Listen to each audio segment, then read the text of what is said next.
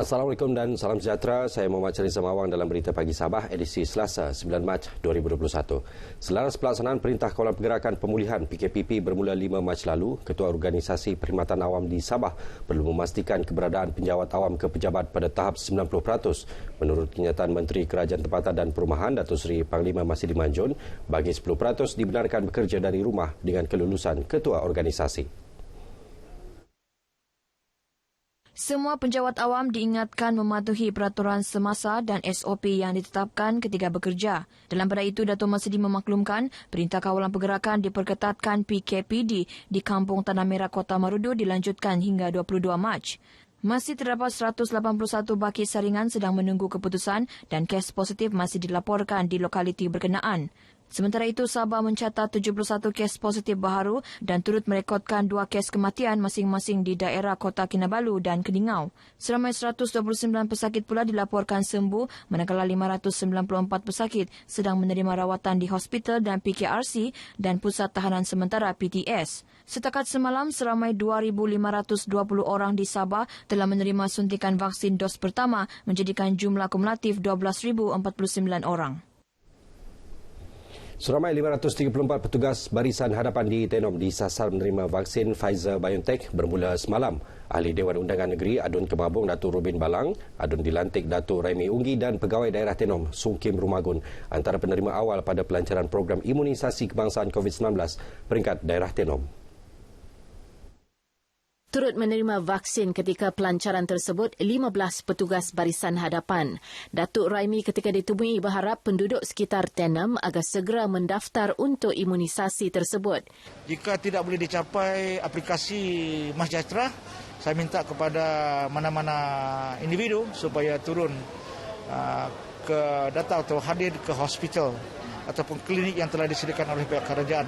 Pejabat Kesihatan kawasan Tenom turut mengambil inisiatif menjejaki penduduk di kawasan jauh dari pekan bagi menerangkan lebih lanjut mengenai program imunisasi COVID-19. So mobile team ni kita akan masuk, first stage kita akan promote, lepas tu kita akan daftar dan seterusnya semuanya mobile team yang akan buatlah termasuk menerima vaksin itu. Sebenarnya pemberian vaksin ini bukanlah satu perkara yang menakutkan. Sebenarnya dia tidak sakit pun. Dia orang bilang cuma oleh kerana terlalu banyak kena viral yang tidak tidak betul menyebabkan ramai orang takut kena jarum. Seramai 4,950 petugas barisan hadapan di kawasan zon pedalaman Sabah melibatkan daerah Keningau, Tambunan, Nabawan dan Tenom akan menerima suntikan vaksin berkenaan. Kementerian Pertanian dan Industri Makanan MAFI mengambil perhatian serius isu ramai nelayan di negeri ini tidak mempunyai lesen menangkap ikan. Menterinya Datuk Seri Dr. Ronald Kiani berkata, tindakan mendaftarkan nelayan terbabit sedang dilaksana agar layak menerima bantuan termasuk allowance sara hidup nelayan. Dalam masa sama, proses pemutihan nelayan juga perlu dijalankan bagi menilai senarai nelayan sedia ada. Kementerian melalui Jabatan Perikanan dan juga Persatuan Nelayan Kawasan bagi memastikan nelayan-nelayan tulen ini diiktiraf dan perusahaan mereka itu dilesenkan. Pada masa yang sama akan membuat proses pemutihan untuk memastikan mereka bahawa mereka itu adalah nelayan tulen sepenuh masa. Datuk Ronald ditemui media selepas majlis mesra bersama kumpulan nelayan di Dewan Kampung Bahanan, Pulau Jambongan, Beluran. Dalam pada itu, beliau memberitahu terdapat 210 nelayan tulen di Pulau Jambongan tidak mempunyai lesen menangkap ikan, menyebabkan mereka tidak menerima bantuan kerajaan. Justru satu tindakan aktif perlu diambil oleh agensi terlibat di bawah MAFI, khususnya Jabatan Perikanan untuk menanganinya. Dalam majlis ini, Datuk Ronald yang juga ahli Parlimen Beluran menerima 210 permohonan baharu dan pembaharuan lesen menangkap ikan untuk mendapat kelulusan.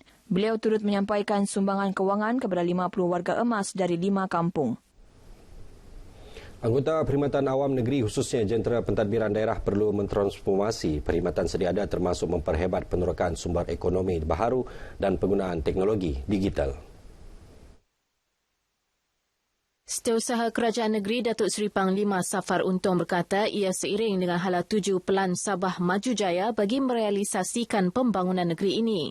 Sehubungan itu, beliau berharap semua pentadbir daerah sentiasa bersedia menerajui perubahan pentadbiran masing-masing dipacu dengan kemajuan teknologi tinggi, berkonsepkan digital automasi, transformasi digital dan inovasi digital. Datuk Safar ditemui media selepas merasmikan kursus tadbir urus dan integriti pentadbiran daerah 2021 di Pusat Pentadbiran Negeri Sabah PPNS Kota Kinabalu. Seramai 58 peserta terdiri pegawai daerah, penolong pegawai daerah kecil dan pegawai grade N44 mewakili pelbagai agensi awam negeri dan persekutuan menyertai kursus berkenaan.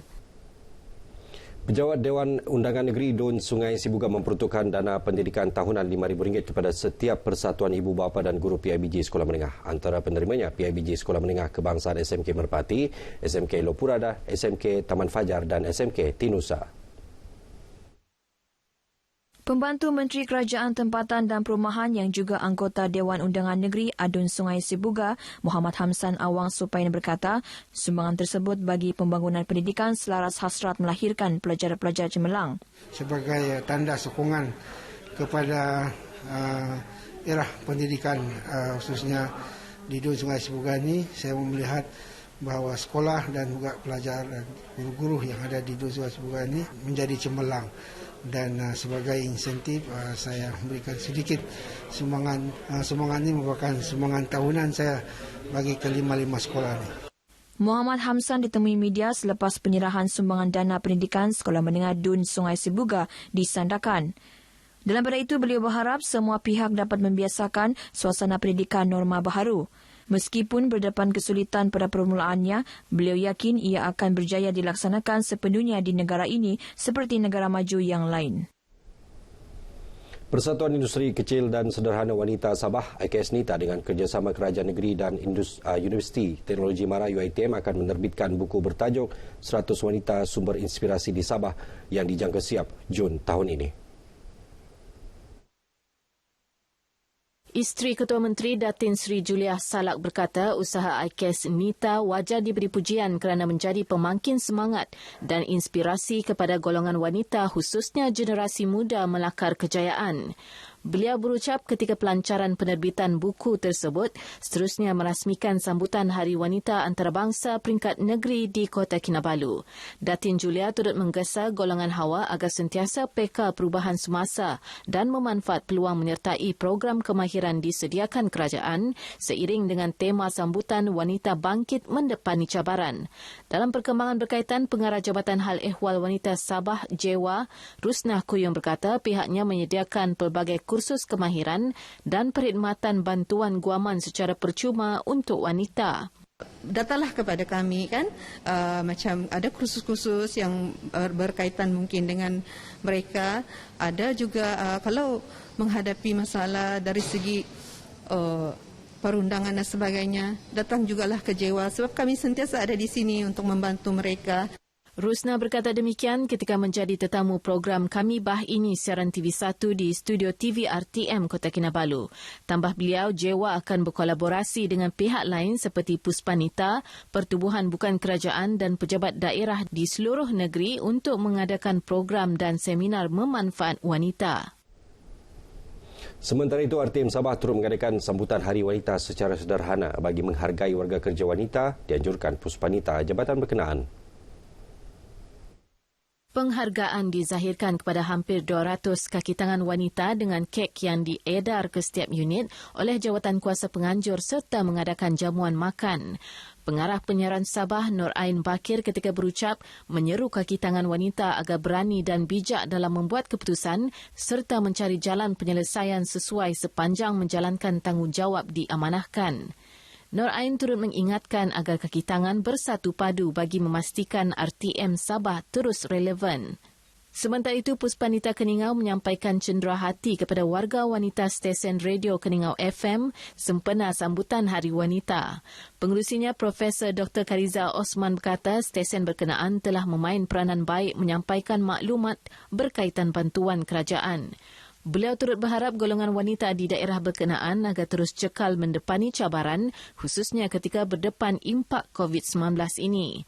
Waktu pandemik COVID-19 ni, Kadang-kadang kita murung di rumah, selalu berada di rumah dalam keadaan kemurungan. So, wanita harus bangkit. Boleh buat banyak aktiviti yang berfaedah lah di rumah. Saya harap mereka terus cekal dan berani menghadapi apa juga situasi yang ada. Prof. Dr. Kariza ditemui di Rumah Persatuan Keningau. Program Pendidikan Khas Integrasi PPKI Sekolah Kebangsaan SK Balong Tawau menerima sumbangan 5 penyaman udara daripada Pertubuhan Pencegahan Dadah dan Jenayah Sabah PPDJS Tawau ia untuk selesaan seramai 30 murid sekolah berkenaan. Sumbangan disampaikan penasihat PPDJS Tawau Muhammad Zaki Hari Susanto kepada Guru Besar SK Balung Muhammad Fazil Yi Abdullah dalam program Kami Prihatin di Dewan Masyarakat Balung Kokos Tawau. Ia anjuran PPDJS bersama Pergerakan Pemuda dan Puteri UMNO bahagian Tawau. Ketika ditemui RTM, Muhammad Zaki Hari berkata sumbangan berkenaan bagi memastikan keselesaan murid ketika proses pembelajaran di sekolah. Tanda prihatin kita kepada anak-anak yang ada keperluan khas, ya, khususnya di sekolah SK Balung ini sendirilah. Kita ada tanggung jawab yang besar untuk membantu mereka. Karena itu kita terpanggil ya, di peringkat pertubuhan kami dan juga pemuda serta putri UMNO Sabah bahagian Tawau.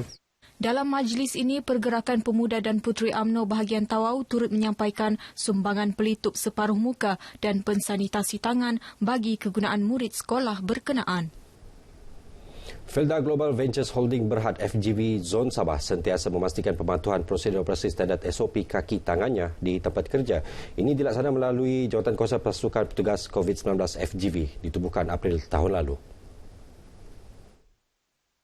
Ketua FGV Zon Sabah Mat Yahya Judin berkata komitmen tersebut bagi memastikan keselamatan warga kerja FGV sentiasa terjamin. Kita masih terus mematuhi arahan pihak kerajaan, pelaksanaan itu kita buat dan tidak mendatangkan apa-apa masalah untuk dari segi pekerja, petugas dan sebagainya. Kita masih lagi menghantar laporan-laporan ke peringkat HQ untuk memastikan bahawa semua masyarakat ada dalam keadaan yang selamat serta mematuhi SOP. Mat Yahya ditemui selepas mengadakan kunjungan hormat terhadap Yang di-Pertuan Negeri Sabah, Tun Dr. Johar Datuk Mahiruddin di Istana Negeri Kota Kinabalu.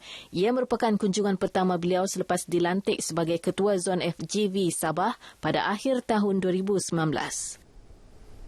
Berita Pagi Sabah berakhir di sini. Lindung diri, lindung semua. Assalamualaikum dan salam sejahtera.